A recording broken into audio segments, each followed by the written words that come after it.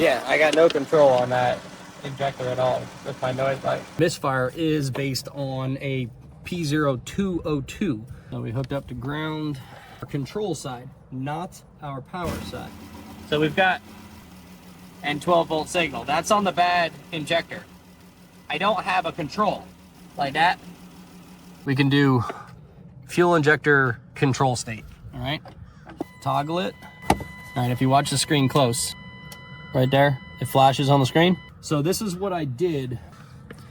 We're in injector 1 circuit and we're going down to injector 2. If I do injector 1, I should get injector 2 to click.